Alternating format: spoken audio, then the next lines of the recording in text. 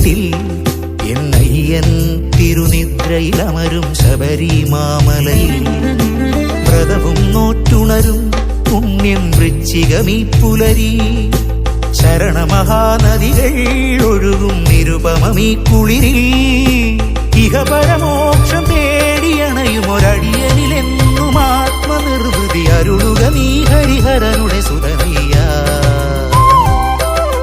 ഹിമമേഘം തൊട്ടുഴിഞ്ഞൊരു പൊന്നമ്പലമേട്ടിൽ എന്നയ്യൻ തിരുനിദ്രയിലമരും ശബരിമാമലയിൽ